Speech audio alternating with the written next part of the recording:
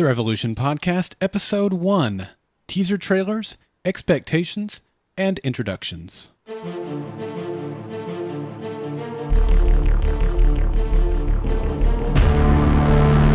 Golden Spiral Media presents The Revolution Podcast. Support for The Revolution Podcast is provided by listeners like you and our affiliation with HostGator. Not only does HostGator host over 8 million domains and provide powerful, reliable hosting, HostGator is environmentally friendly. Learn more about HostGator and their renewable energy credits by visiting goldenspiralmedia.com/HostGator today.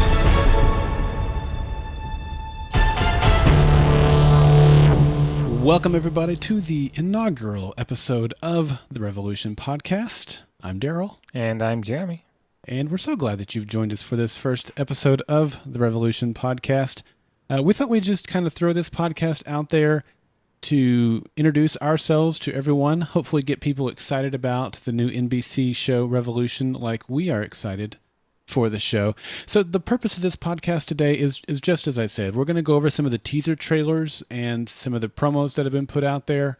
We're going to talk about our expectations for the show, and we are going to be introducing ourselves to you. So a lot of you might be already familiar with myself, but Jeremy is new to the podcasting world, and I'm going to say that nobody knows who you are, Jeremy.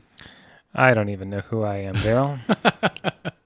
Well, hopefully you'll discover yourself during the course of this process. So let me just kind of spend a couple of moments here and tell you about myself in case you're not familiar with Golden Spiral Media.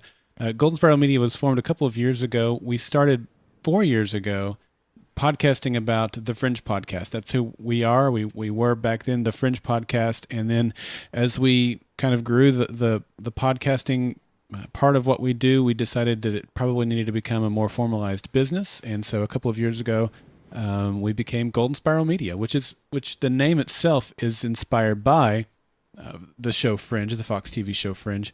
Golden Spirals have always been something that they've incorporated into some of their branding, and we liked it. We thought that it was a good way to kind of show where we got our beginnings as well. So Golden Spiral Media is who we are. We produce not only the Fringe Podcast, but we produce the Cutting the Cable Podcast, Dad Hacker, Portable Orchard, and I'm leaving one out. That's terrible. But also we have the Revolution Podcast. And so this is a new endeavor for us here with the Revolution Podcast starting today, obviously, and bringing Jeremy in. This is the first time that we have had a podcast host other than myself or Clint. Now, I guess there's a little bit of an exception there. When we started with the Fringe Podcast, there were actually four of us. There was myself and Clint and Courtney and Jason. We started out as the Fringe Podcast, and Courtney and Jason left the podcast after season 1.5. And from that point forward, since the inception of Golden Spiral Media, it's just been Clint and myself. So most people only know Clint and Daryl when it comes to Golden Spiral Media. But Clint is not able to do the Revolution Podcast, and because of personal things he has going on, his wife is due to deliver a baby here in just a few weeks, and he's got a whole lot of responsibilities at work, and the Fringe Podcast is all that his schedule will allow. And so we decided to bring some fresh meat into the podcasting world of Golden Spiral Media, and that's why we have Jeremy sitting before us today. So that's a little bit about myself, and hopefully you'll go over to Golden Spiral Media and check out all of the awesomeness that we have over there. Jeremy, why don't you tell us a little bit about you? All right. Well, I'm the guy that's responsible for getting Daryl into Firefly. I at least will take the credit for that. True story, yeah. As well as a avid sci-fi fan, nerd, gamer. I enjoy harassing Daryl as well. It's a hobby of mine. So. And who doesn't? It's so easy. It is. It's really easy. Uh-huh. So. Thanks for that. Anytime. So, yeah. I really like games. I really like Star Wars. If you're looking for a pedigree, I can have debates with the best of them on that one. I'm actually writing a book that's very similar to Revolution, which is partly why I'm here. So hopefully they don't take all of my ideas. We'll see how they do. So I'll tell you guys a true story. Jeremy will attest to this. Jason works with Jeremy and I. Jason and Courtney does, the two former co-hosts of the Fringe podcast. And a lot of times, Jason and Jeremy and I will walk in the afternoon to kind of get our legs and stretch a little bit. And it's a mile from one end of our building to the back. And so it takes a few minutes to walk. It's good for conversation, and a lot of times that conversation is about nerdy things, and it's either nerdy things or it's sports. It seems like 90% of the time. One day, we decided to have is a contest the right word for this? well, there might be more graphic ways to describe it, but yes, a Yeah. contest would be a And good it way. was just one after the other. You know, we went in order, naming off characters from Star Wars. We did this in a few different ways, but this particular day was Star Wars. You and Jason left me in the dust. I could hang with you guys for about a quarter of the way, so a quarter of a mile, we'll say. Yeah, about that. And you two, I was done at that point. Once we got past, you know, the Wookiees and the robots, you know, the C-3PO and R2-D2 and the obvious ones like that. I got a little bit deeper than that. You guys were pulling stuff out of like the books and the video games, and you went like we were still back inside, going back to the office, and you two were still going at it. Yeah, I think we went at it for a couple days after that, just the two of us too. So Yeah. it was a nice. So it gives you a little bit Exercise. of a glimpse into how nerdy Jeremy can be, but not always. Hopefully not always. Yeah. So anyway, Jeremy, like he mentioned, he got me into Firefly. Has a true love for television and film and sci-fi especially. So I think this is a show that you're going to enjoy. He's been looking at the trailers just like I have. Now, I have seen the pilot episode. I went to Comic-Con a few weeks ago with Clint, and he and I were able to see the pilot episode while we were there. Jeremy has not seen that. So I should probably just let everybody know that up front. And so this is kind of for this episode will be a little bit of a cool dynamic because I obviously have knowledge that you do not. Right. This will not be a spoiler podcast. We're going to be talking about only things that are made available publicly. So I will not be revealing anything or trying not to reveal anything that I saw in the pilot that hasn't already been shown in some of the teaser trailers or extended previews or anything like that. So we're going to try to keep it just to that. Because there are some pretty cool reveals that Jeremy or those of you who haven't seen the pilot don't know about yet. Okay. Yeah. So let's talk about Revolution. Why did we choose Revolution? And I want to just kind of talk about something right off the bat here, and that is why Revolution and not something else. As I mentioned with Golden Spiral Media, we've had Golden Spiral Media for a couple of years now, and along the way we've had people ask us, even before we actually formally formed Golden Spiral Media, people have been asking us to do different podcasts for a few years now. Even when Lost was still on, that people wanted us to do a podcast on Lost, but we felt like that was covered. There were plenty of podcasts out there if you wanted a Lost podcast. But even beyond that, there have been other shows that have come along, like V, Flash Forward, Awake, Terra Nova, Alcatraz, just to name a few, Falling Skies, that people have asked us to do podcasts about, and we haven't. And the reason we chose Revolution and haven't done one before, there are a number of reasons, but the primary one was that there was not a show prior to Revolution that Clint and I were both excited about equally. And so I was really excited about Alcatraz. He was not. We were both kind of interested in Terra Nova, but decided not to. And so there was never a mutual enthusiasm for the show. And one of the things that we've always decided here at Golden Spiral Media is if we're going to podcast about something, it's going to be something that we genuinely care about. So we didn't. We haven't podcasted on any of those. And so that kind of begs the question, well, Clint's not involved with this one. Why didn't we take this turn before? And really, we kind of expected Clint to be a part of this podcast, but he made the decision after Comic-Con to pull out of it and not be a part of it, but encouraged me to go ahead and pursue finding another co-host for this podcast. Jeremy doesn't have any type of ownership in the company or anything like that. He's just a co-host, and so he wanted to do the podcast, but it just did not work out for him, and so we decided to go ahead and move in this direction. And the other reason is because Fringe is coming to an end. We love doing these fan-based podcasts. It's different than anything else that we do. These are so much fun with the live podcast that we do. We do a live chat room while we're watching the show. We'll talk about that as the podcast goes on. And we didn't want to lose that. We didn't want to lose that interaction with fans. And so we felt like we needed to find something this year to do. And again, genuinely excited about Revolution. And so that became the one to do for us. And so I'm really excited about it. And that's why I'm doing it. Jeremy, what about you?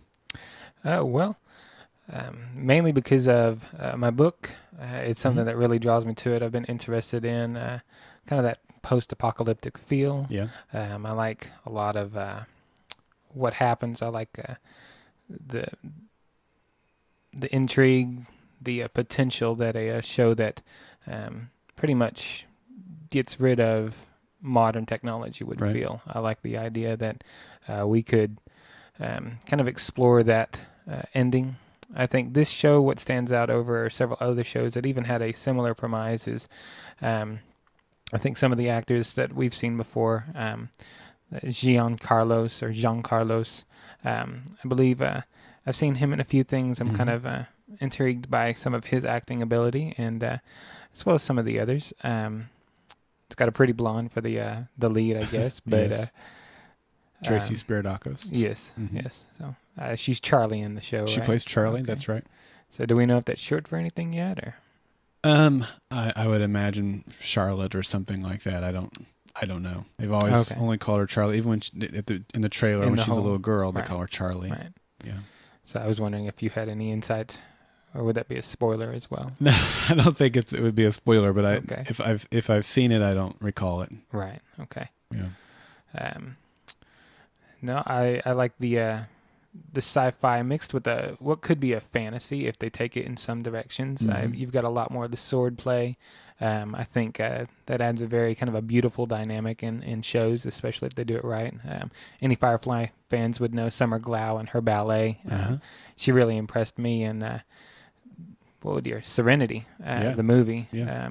It was really neat how they did that. So I like the idea of swords as well as weapons and guns. I think any Final Fantasy fans out there might also recall gun swords. Some love them, some hate them, but it's a fun dynamic. So yeah, that's been one of the more appealing things to me as well. Is this idea that technology is gone, and you and I both are technology hogs. We love and embrace technology, and the thought of losing all of that and what would I do? Obviously podcasting would go away, but there's so much dependency on technology. Yes. And so then what does life become like when all of that is gone? When the basic necessities, what we consider necessities, with electricity, even though, humanity lived quite a long time without electricity, but what would that look like? And then you get into these how does survival become possible? Because those who are stronger are going to probably overtake or try to overtake the weaker. And how are you going to be able to defend yourself, and what type of weaponry is available? And my understanding is that guns are around, but the militia or someone in power, I'm not clear at this point if it's not the militia, has taken the guns away, or guns are illegal. So, but some do have them. Right. And that will always be the case. Right. And I think it's more realistic that there is the occasional gun. Right. Particularly the bad folks have guns. But that brings in this whole other dynamic of more of hand-to-hand type of weaponry, whether it be archery or crossbows or swords or fists. And that's really cool. There's some really cool fight scenes. And you see, one of the major fight scene, you get a lot of it in the different trailers that are out there. Yeah. But it's cool. All right. It's good. It's good stuff. So, I don't know. Does he win? I can't say. Can't say? All right. Yeah. So. I mean, he's one of the main characters in the show, so you might assume that he survives that altercation. Yeah. Assuming my mother told me never to do so. Well, your mother taught you well. Yeah. Remind me to tell her hi later. Okay. I don't think she's listening. Oh, I tease Clint's mom all the time. She actually does listen from time to time. Clint has just the sweetest, nicest mother. Really, she's a wonderful lady, and I give her such a hard time. So it's like Al's mom from Home Improvement. Yes, something like that. Yeah. Except for I don't know if she was a sweet lady. I don't remember his mom. I remember Al, but I don't remember his mom. Well, Tim just always made fun of his mom. Oh, okay. You never Gotcha. actually see his mom. Okay, that's what I was struggling with. I didn't know. Yeah. Okay, so what do you want to see from the show, Jeremy? What do you? I mean, you touched on kind of the things like the fighting and stuff that are drawing you to the show, but what do you hope that the show delivers on? Anything specific you want to talk about there? Well, I really hope for the character development from coming from a Battlestar Galactica kind of a background as well. I kind of enjoyed some of that drama. Some of it was a little too much. I love you, but I love him too. But that's going to be anywhere. I like the progression. I like the story-driven development that you find with those. I think this has a lot of potential for character growth and development, as well as, just seeing how what would appear as a normal human would react. I don't see any of these people being as a superhuman or a superstar, at least at the beginning. But how the character's journey. It's stereotypical in a lot of books, archetypical, but I'd like to see it progress and maybe show us something different from the characters. I'd like to see the world maybe not even end with power. Maybe people learning to live, I guess, peacefully without it. That would be kind of an interesting end. Not the stereotypical, you find your gold at the end of the rainbow. I'd like to actually find the weeds that are normally there. Just because it's a rainbow, it never ends. So I think there's a lot of potential there. Okay. I like that. I'm intrigued too by the character development. That's the thing. The fighting is awesome. I'm looking very much forward to that. But, to me, a good show is only good if it's got good character development, and Fringe is very, very much this way. They've taken a great sci-fi show and made the character storylines really the forefront of the show, and everything kind of folds in very seamlessly to that. So it's not this high-end drama where it's I like him, I'm like you. I don't really care for that either. There needs to be some genuineness and genuineness in the sense that there's depth to it. That's what I'm looking for in character development. The Charlie character seems pretty intriguing to me. We see in the trailer that she's a little girl when the power goes out. She's maybe 4 or 5 years old. I'm not exactly sure. Right. So most of her memories are without power. Most of her life has been without power. I don't know how old she is now. It's 15 years after the fact. So if she's 5, she's 20. If she was 4, she's 19. Somewhere around that age. And think you put yourself in that position where when the power went out, it seems like they kind of huddled themselves into these little communities. And you'll see, and I think it's even in the trailer. She's got a postcard of New York, and she has a postcard of Wrigley Field, or we see Wrigley Field later. I guess that's what it is. But she has this adventuresome spirit about her, and she knows that these other places existed. And they had lights and all these other things. Those places are still there. Chicago is still there. New York is still there. And she has a desire to get out of this little community that they're in, hamlet, if you will, and move, and not necessarily move away, but explore. And she's got this adventuresome spirit about her.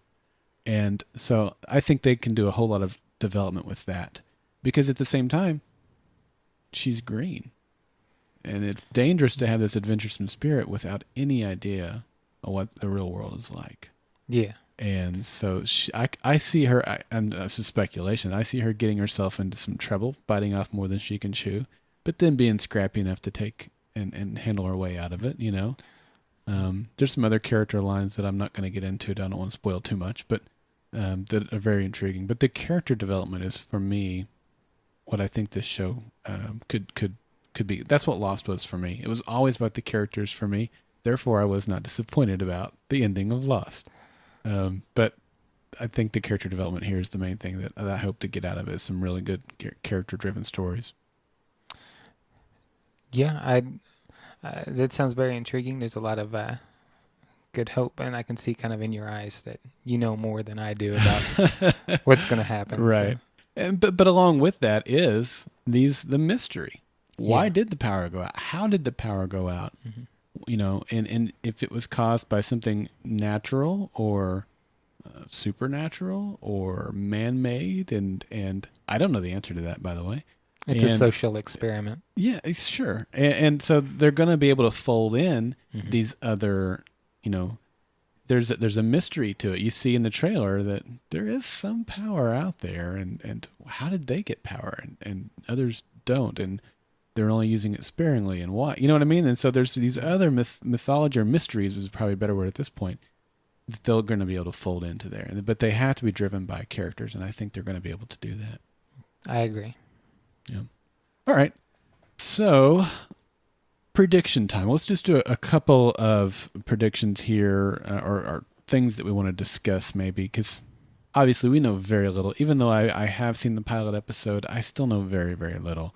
You know, pilots are, as this pilot is like many, many others that are out there, and a good chunk of the pilot is spent introducing the audience to who these characters are and helping the audience understand what has brought them to this point and what drives them. And this pilot is very much like that. You know, getting the audience up to speed on what has happened and how these people got in this situation, and who they are. But at the end of that, there is, you know, it's to me, it's not quite as big as Lost, you know, where they, you know, that you hear the trees rustling in the forest, and trees being taken down, this roar, and Charlie says, "Guys, where are we?" It's not quite that big of a oh my gosh, can't wait to the next episode type of thing, but it's pretty good. It's really pretty good. And so the first episode's kind of sets it up, and then the next episode looks to be set up nicely. So with that in mind, I guess, what do you think the cause of the thing is? It I'll just let you take it. All right. Well, when we watch the actual trailer, it looks like it starts east to west. I don't know if that means anything to anybody else, but at least on the U.S. seaboard in South America, it kind of starts at the northern part of South America and rolls south, and then the eastern part of North America and rolls west. I don't know. It could be a natural disaster. It could be a tsunami. I think it's something far more sinister than that, obviously, Mhm. but we don't know what the initial cause is. I don't know if they actually intended for the lights to go out like that. I think maybe they should have gone out at the exact same time. I don't know what the purpose of a rolling is, other than maybe a cool trailer. Right. The video, I think, has the light, which leads me to believe that eventually we're going to find the, I guess, ultimate destination, the promised land. Maybe where that light is. I think that might be a possibility. Mhm. It may be where her parents are. If she's still looking for her parents by then. I'd like to see her actually find her parents at the end of season 1. Kind of help drive the story a little bit more. You'll have a kind of a resolution, but then it opens another can of worms. I mean, so who took them? If they took them, why are they missing? So I think there's a lot of potential there. I'd like to see that light really come into play, though. It looks like it may be over the Pacific, maybe in Korea, that area. But if you look at it from a different perspective, it could be North America still. So there's some interesting potential there. So Yeah, can you explain the light that you're talking about? I'm sorry for those of you that aren't familiar with the light. If you watch the trailer, you have a light that's at the very beginning as well at the end. That when they kind of introduced, they had the revolution scroll across the screen with the planet behind it, planet Earth, obviously. Mhm. You see a light above the O.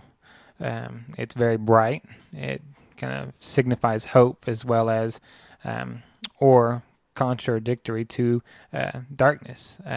Maybe the light is evil. So, I mean, in the end, if they find the light, will they know what to do with it? It reminds me of The Dark Knight, the Joker. If he's like a dog, he doesn't know what to do if he catches the car Yeah. that he's chasing. So, what would happen if they did find it? So, I don't know. Okay.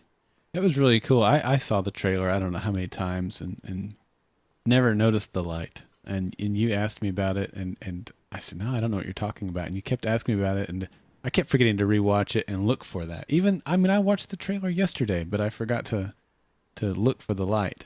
And when you came over today to record the podcast, you asked me about it again. I said, you know what, let's do it right now. and watched the trailer again, and there it is. I don't know how I missed it, but yeah, you explained it well. It's on the planet, right above the O, kind of on the right edge of the O in the Revolution logo.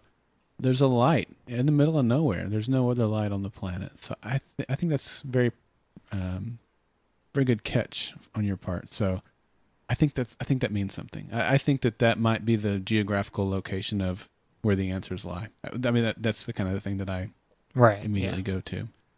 So I don't think it's a natural occurring thing. In other words, I don't think it's a solar flare that has caused this. I think it's some sort of man-made. Um, it's a man-made or mankind has caused this worldwide blackout. I don't think it's supernatural or alien type of driven. I don't know any spoilers on that. That's just kind of where I'm going. I don't see aliens as part of this storyline, at least at this point. And frankly, I hope that they don't. Here's a post-apocalyptic show, and it could be easy to dismiss it and go, oh, well, those are popular right now with Falling Skies and especially The Walking Dead. Yes. But where this one is different, besides being on network television, is that it picks up 15 years in the future after the event, and where both of those pick up right after the event happened. So that's a fundamental difference between the shows. But Falling Skies has aliens, Walking Dead has zombies. I don't see either of those. Zombies to me doesn't fit into this storyline at all. I could see aliens. Ninja pirates, maybe. There you go. We've not had those yet. I mean, you are looking at Earth from outer space, but I don't think it signifies aliens. I think it signifies so you can see that it is a worldwide event. Right. So I'm going to say no aliens. I think it's a man-made, man-caused. Now, for what their motive was, what their intent was, did they go, oh, crap, that wasn't supposed to happen? Or did they go, it's working all as I planned? I don't know. Right. What do you think? What is in Opol, Poland? I don't know. We have a Dharma there actually mentioning that. Oh, okay. I don't know. It'd be kind of interesting if it was in Geneva, I believe. Isn't that where the Hadron Collider is? So Clint could tell you. I don't know. I think it's in Switzerland. But yeah, that would be kind of neat if that's where it was. Maybe they actually finally ripped a hole in the dimensions. Who knows? So another universe is going to come into play here? Right. Yeah. Very fringy. So, yeah. Are bald men wearing fedoras going to come into play here? No, they would not be wearing fedoras. I see. Cowboy hats, maybe.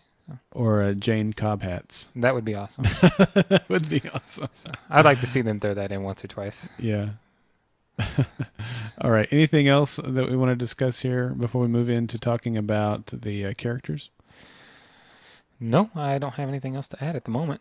All right. So what we're going to do now is break down the characters. This content that we're reading here is not something that we created. We pulled this mostly from NBC. I tried to abbreviate it somewhat because some of their bios are pretty lengthy, but we wanted to kind of help introduce you to the characters and specifically the actors and actresses that are going to be putting on this show each week and kind of familiarize you and ourselves with the work that they've done. So I'll kick it off here. The lead character, Charlie, is Tracy Spiridakos, and as I said, she plays Charlie Matheson, the headstrong, curious, and daring daughter of Ben Matheson. Tracy has appeared in numerous television productions such as Supernatural, Hellcats, Psych, Being Human, and her own series, Majority Rule, where she played the town's mayor, as well as a number of television movies, including Rags. She also landed a role in the feature film Caesar, Rise of the Apes, which sounds terribly awesome, actually, and the lead role in the upcoming feature called The New Girl. All right. The next character is Billy Burke. He stars as Miles Matheson, a former Marine and warrior who's been living a reclusive life. Sounds like my kind of guy. Burke is best known for his role as Charlie Swan in the Twilight Saga. He starred opposite John Travolta and Joaquin Phoenix in the film Ladder 49, and Anthony Hopkins and Ryan Gosling in Fracture. His television credits include roles in Rizzolian Isles, The Closer, Fringe, Talk to Me, and 24. I'm sorry, did you say he appeared in Fringe? Yes. That's right. He was in the episode in which we meet Mr. Jones, and he played Olivia's boyfriend. And so in that episode, if you're familiar with Fringe, she goes over to Germany to visit Weissenschaft prison, where Mr. Jones is being held captive. And a friend of hers, who's a former boyfriend, meets her at the airport, and they spend the evening together and almost have another romantic fling, and then, cell phone rings and saves her from it. So yeah, he played the ex-boyfriend in the episode in which we meet Mr. Jones. All right, the next character is Giancarlo Esposito. He stars as Captain Tom Neville, a former insurance adjuster turned militia leader. Esposito has appeared in notable films such as Rabbit Hole, The Usual Suspects, Smoke, and The Last Holiday. His performances in Spike Lee's films Do the Right Thing, Mo Better Blues, School Days, and Malcolm X are among his most memorable. He recently earned rave reviews and awards buzz for his work in the AMC series Breaking Bad, starring opposite Bryan Cranston and Aaron Paul. Esposito starred as Gus Fring, a respected business owner whose legitimate operations allow him the perfect front to distribute Walt's blue meth throughout the Southwest. He is also recurring, Jeremy, you know this, as Magic Mirror / Sydney in ABC's hit fantasy series Once Upon a Time. J.D. Pardo, is our next character of note. He stars as Nate.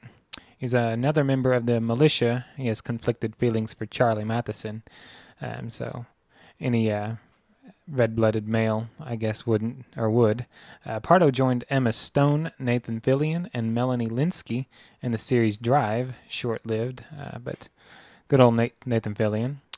Created by Tim Minier and Ben Queen, the following year he was cast in the Guillermo Arriaga film The Burning Plain, starring alongside Charlize Theron and Jennifer Lawrence. Pardo made his mark on screen as a young teenager trying to piece together his shattered life. He will next appear in the Twilight Saga, Breaking Dawn Part 2, and he also co-starred in the film Snitch with Dwayne "The Rock" Johnson. Nice. Tim Guinea stars as Ben Matheson, Charlie and Danny's father, who conceals a mysterious connection to the blackout. Guinea has appeared in over 200 roles on the stage, in television, and in films.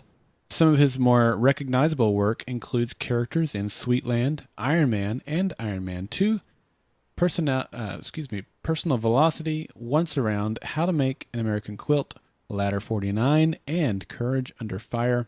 He is currently filming Promised Land with Matt Damon, and directed by Gus Van Sant. He also plays the recurring role of Andrew Wiley on the television series The Good Wife. Elizabeth Mitchell stars as Rachel Matheson, the mother of Charlie and Danny, an Emmy nominee for her starring role as Juliet on Lost. Mitchell most recently starred in V, whether portraying Miss Claus opposite Tim Allen in the last two installments of the Santa Claus trilogy, or time-traveling alongside Dennis Quaid in Frequency.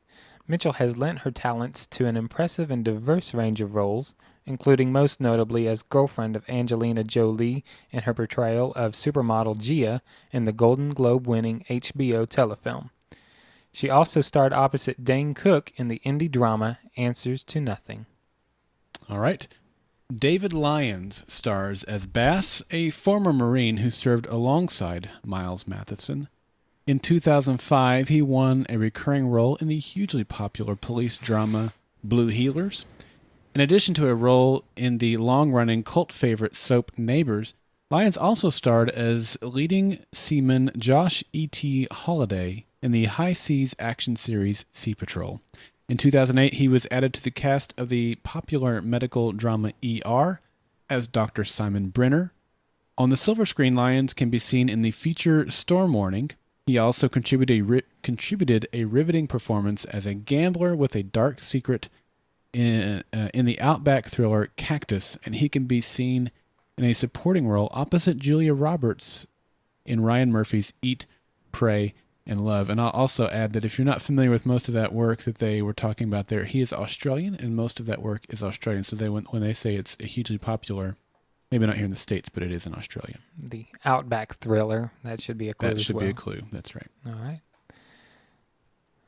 Let's see. And the next character we have here is Graham Rogers. He stars as Danny Matheson, the thoughtful, cautious younger brother of Charlie Matheson. Rogers stars opposite Chris Colfer, Christina Hendricks, and Sarah Hyland in the indie film Struck by Lightning. Must have been Thunderstruck. Which is produced by David Permit and written by Colfer. He recently wrapped the independent film Long Time Gone, opposite Oscar nominee Virginia Madsen and Eva Longoria. He also guest starred on the small screen in Memphis Beat. I don't know if you saw what I did there, but I gave you both the Christina Hendricks work and the Nathan Fillion work in the order in which you were reading these. I thought that might be something you might have an appreciation for. I do. I appreciate it. Yeah. It's very thoughtful of you. You're welcome. Zach Orth stars as Aaron, a computer genius ill-prepared for the rigors of the world he currently lives in. Zach is known for his roles in the films Music and Lyrics, Melinda and Melinda, and Romeo plus Juliet, or Romeo and Juliet. He has also guest starred in such series as 30 Rock, Fringe, and Nurse Jackie. His theater experience includes turns in The Pain and the Itch, Suburbia, and The Three Sisters. So once again, we have our second Fringe alum. If you think back to Season 1, Episode 3, The Ghost Network, he played the character Roy McComb, who was the main character, the kind of the guest of the week. He was overhearing these weird things and these visions, and that's the bus episode, the Amber on the bus. He saw the vision of the Amber before it happened. So yeah, that was Zach Orth that played that character. All right. Well, that's pretty cool. Yeah. Nice to have him on Revolution. Yes, it is. Hopefully he doesn't die in the first season. Hopefully not. All right. Maria Howell stars as Grace. She is best known as the choir soloist from the movie The Color Purple. Howell has appeared in Tyler Perry's Daddy's Little Girls, Meet the Browns, and House of Pain. Her other television credits include Army Wives, Drop Dead Diva, Vampire Diaries, Past Life, Detroit 187, as well as the acclaimed theatrical release The Blind Side. She worked alongside Mario Van Peebles and Wendy Raquel Robinson in the series The Game on Queen Latifah's Single Ladies and on USA's hit show Necessary Roughness.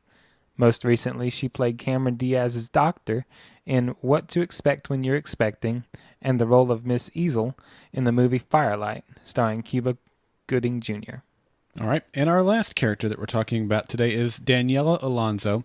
She stars as Nora, a rebel fighter battling against the militia. She recently guest starred in recurring roles on Rizzoli and Isles and Covert Affairs.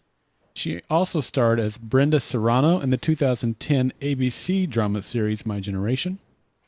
Alonso also starred as Carlotta on NBC's critically acclaimed television series Friday Night Lights, but she's best known for her role as Anna Tagaro in the popular CW series One Tree Hill. On the silver screen, Alonso, who made her debut in 1997's Academy Boys, has had roles in Martin Lawrence's Black Knight, the 2003 official Sundance dramatic selection Rhythm of the Saints, The Last Romantic, All You've Got, Snoop Dogg's Hood of Horror, and The Hills Have Eyes 2. So that's the cast, the most of them. There are a few others that we'll see along the way, but those are all of the ones that NBC is featuring on their website. So that's why we chose those. All right, now let's talk about other members of the creative team, specifically the three big names behind this. I think probably for most of you, two of these names are going to be bigger than the others, but that's which would be J.J. Abrams and Jon Favreau. But we don't want to overlook Eric Kripke. And for those of you who are Supernatural fans, Eric Kripke will be as big of a name as the other two guys are. I'm not a big Supernatural fan, but when I hear the name Eric Kripke, I have instant tons of respect and enthusiasm about any show that he's behind. So for me, all three of those names get my blood pumping. Of course, Jon Favreau, he's done a couple of small projects you might be aware of called Iron Man and Iron Man 2. He was the director of both of those. He is producing Iron Man 3, although not directing. And J.J. Abrams needs no introduction, really. Right. I mean, you've got Lost and Alias, Fringe, Star Trek. Star Trek. Yeah, I mean, we could go on and on. I mean, he's JJ's all I need to get excited about any project. I'm a huge JJ fan. Jeremy is more of a Joss Whedon fan than a JJ fan. I put JJ a little bit above Joss Whedon, although since I've become more familiar with Joss's work, he has skyrocketed. I mean, it's like it's right there together for me. But either way, I mean, JJ gets me excited. All right. What about you? Any of these names? What do these names do for you? Well, JJ, obviously. I'm not seen everything that he's done, but Alias, it's probably my first introduction to him. Okay. Watched good old Jennifer Gardner back when she was, I don't know, younger, and she was prettier, but she's still pretty. But Star Trek, I'm a big Trekkie fan, so it was good to see him do the reboot. I think he did it credit, even though I know a lot of people hate it. Oh, man, I love it. A lot of So people love good. it. It depends on how much of a Trekkie you are. Well, and that's I probably think. true. So, I'm not a diehard Trekkie. yeah, I'm just Trekkie enough to enjoy pretty much everything. That's where I am, yeah.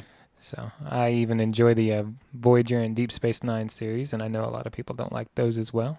Gotta love me some Paris, Lieutenant Paris, and Captain Janeway. So I couldn't do Janeway. I liked her. She liked her coffee black. So she woman after my own heart. So Fair enough. her blood runs thick with coffee. But no, we have Abrams. He was in the Mission Impossibles. He did a couple of those as well. Eric, I'm really not as familiar with him as you may be. I know he did Supernatural. I think he did a couple of other things.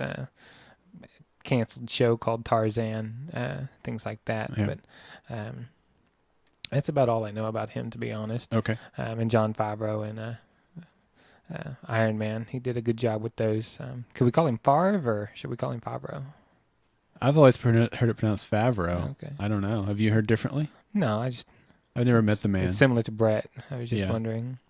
I think Brett's name actually used to be spelled the same. I don't know. But his stage name is Brett Favre. Favre. Or Favre. So. Right.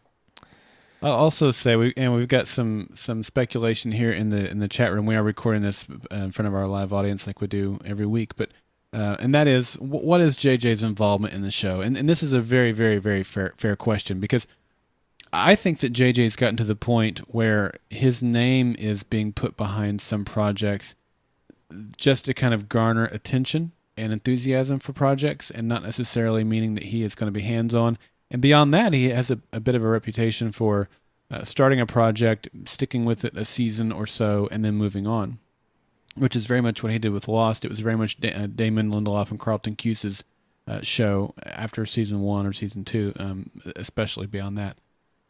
And with Fringe, season 1, and then he moved on. And I don't have any issues with him doing that. But with this show, he is involved more than just name only. Now, is he producing the show? I don't think so. I mean, it is a bad robot production, but he is involved in some of the writing, at least here in season 1. And I saw an interview last week with Jon Favreau, and Jon is producing Iron Man right now, Iron Man 3, and so Jon directed the pilot, and then as soon as Iron Man 3 wraps, then he's going to come back to this project and be involved. He's already been involved with it, and he hasn't totally left the project while he works on Iron Man.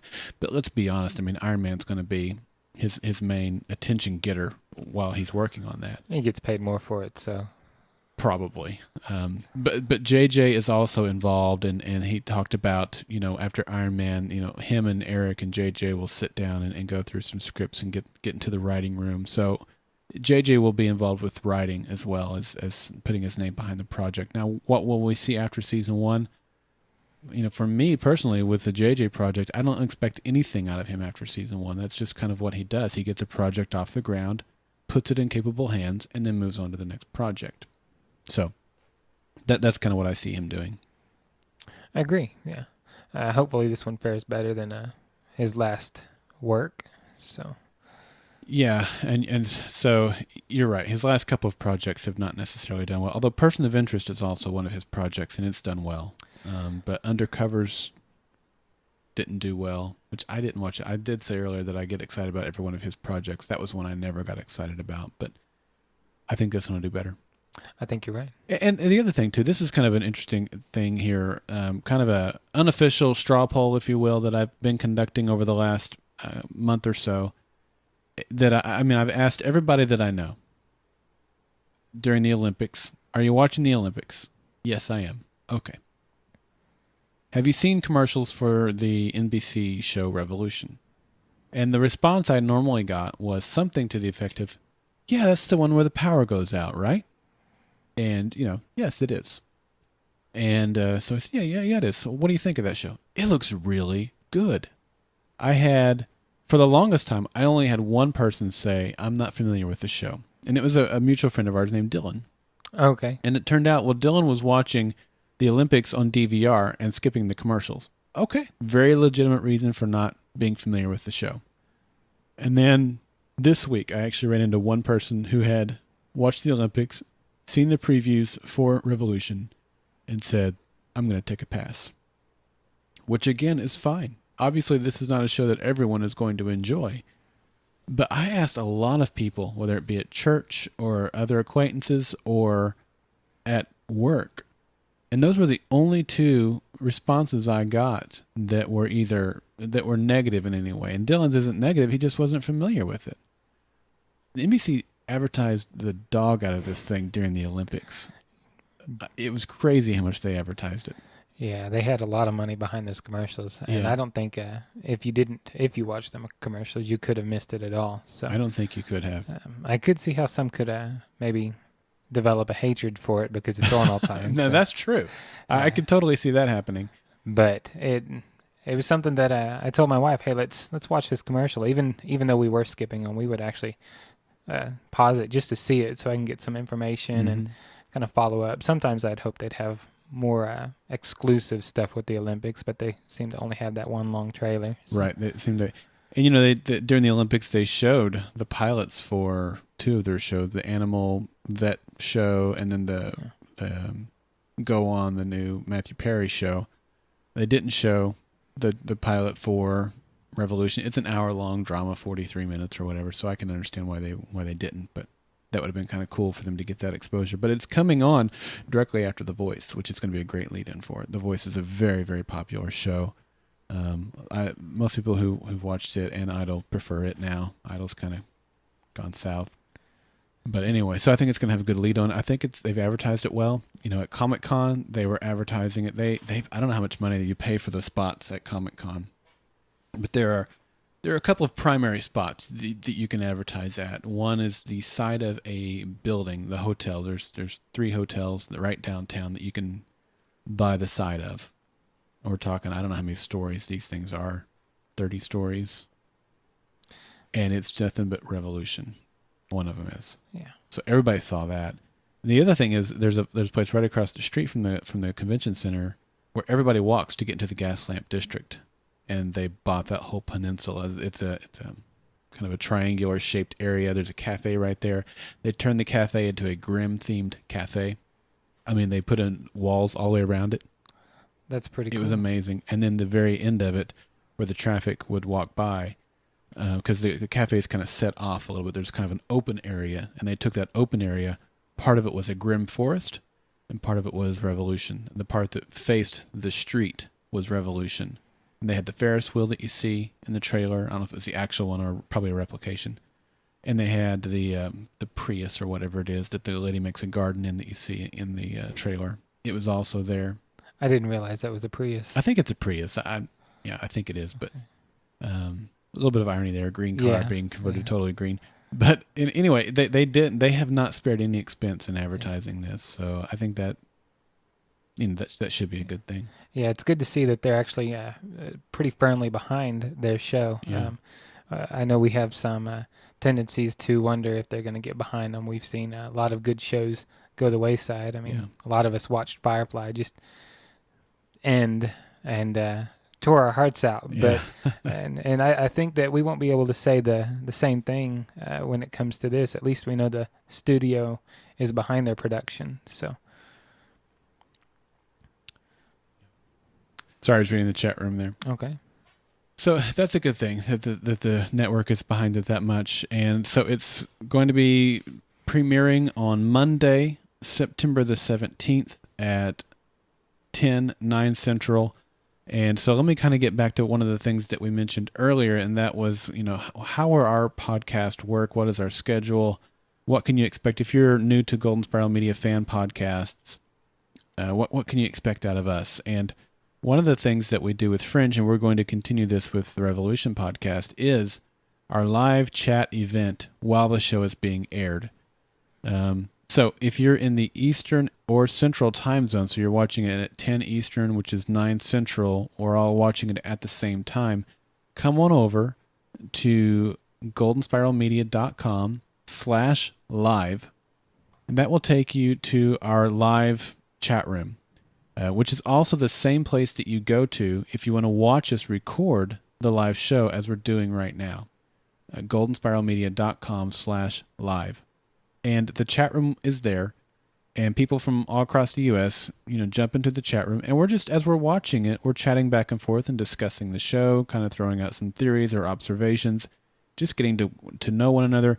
The community here at Golden Spiral Media is a big part of what we do, and that's not only the live chat, it's also on Twitter, on Facebook, and then the live shows that we do. All of that helps kind of bring us together. People know each other on a first name basis, and it's just a really fun atmosphere. We invite you to be a part of that. So Monday nights, as the show is airing in Eastern and Central times, come on over to goldenspiralmedia.com/live, hang out with us and chat while we watch the show. Now, with Fringe, we also do it for the West Coast, the Pacific time zone, but that's going to be midnight Central for me, ending at 1 o'clock in the morning, and I have to go to work the next day. So I'm not making any promises that I'm going to stay up for that. There might be a few times, like I might do it for the pilot. We'll see how it goes.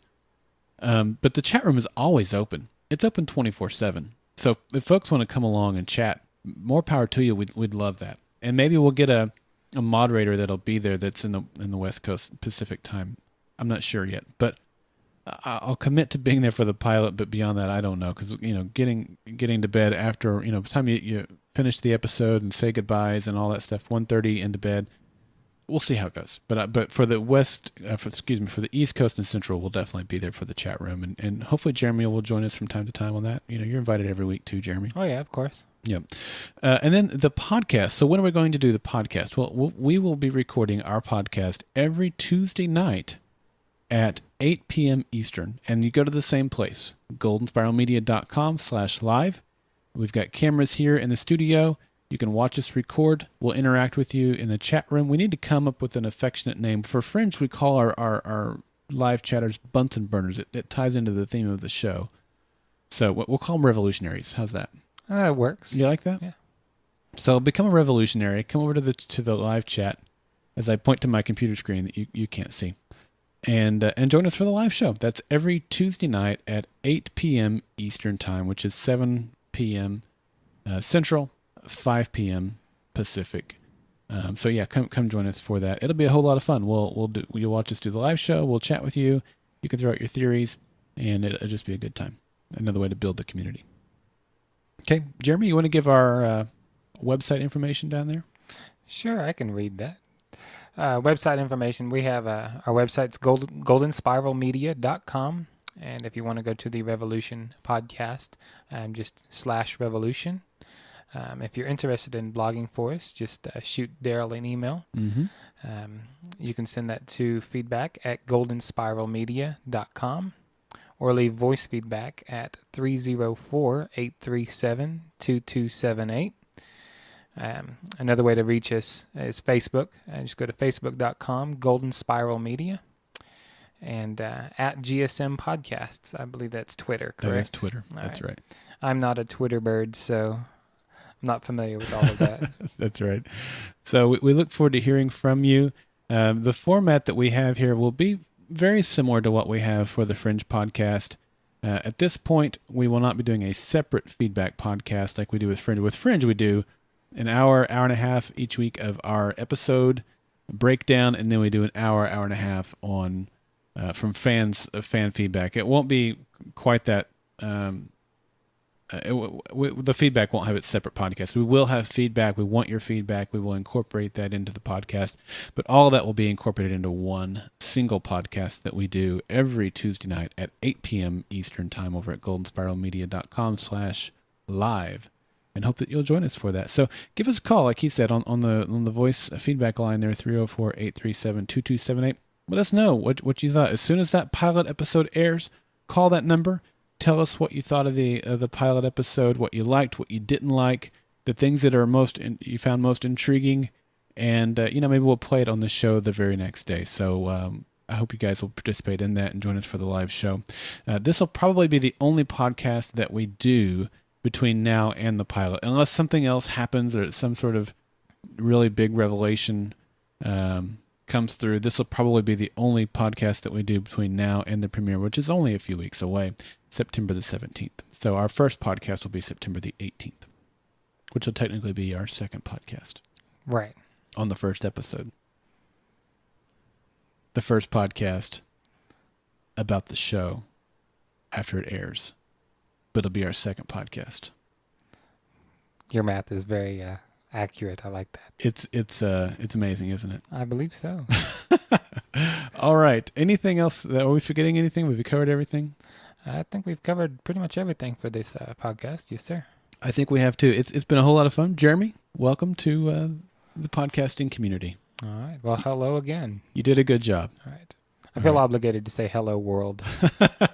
Well, you should. We have, even in our chat room right now, we have people from all over the world. So thank you guys who joined us for the live show today. We look forward to seeing you guys again. This is the thing we do with the Fringe podcast. We kind of wrap it up and say, until next time, I say stay Fringe-tastic, and Clint says keep it nerdy. I haven't really I haven't really put any thought behind coming up with a creative sign-off yet. Do you happen to have anything that's coming to mind? Not yet. I'd really like to see the show before anything creative comes in. I think that's fair. So we'll just say we hope to talk to you soon, and we'll talk to you later. All right. See you later, guys.